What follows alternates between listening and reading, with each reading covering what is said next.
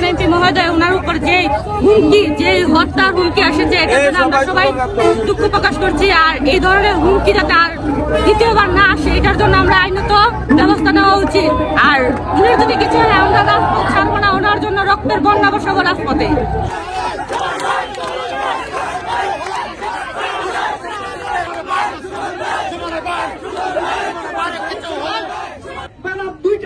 দুইটার সময় সুমন ভাইকে জানিয়েছে যে আপনাকে হুমকি দিচ্ছে।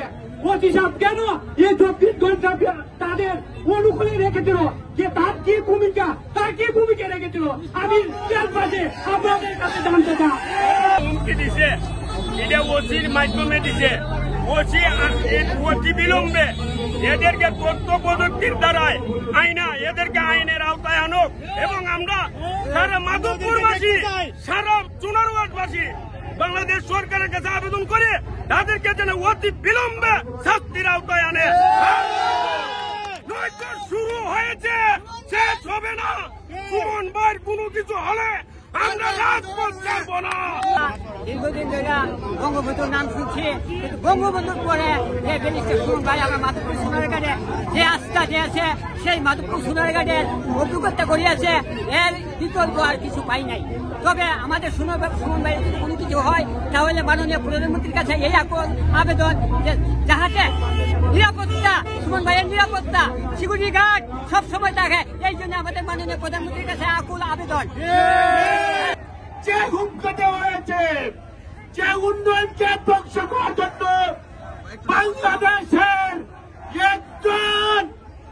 একজন এমন নেতা যিনি বাংলাদেশের সমস্ত দুর্নীতিবাজদের বিরুদ্ধে লড়েছে, আমরা তাকে বাঁচিয়ে রাখতে চাই।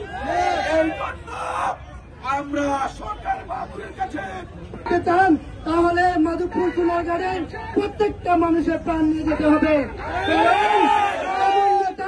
আমরা দেখি নাই, আমরা শুনে গেছি, আমাদের বঙ্গবন্ধু শেখ মুজিবুর সাহেবের নাম শুনেছি।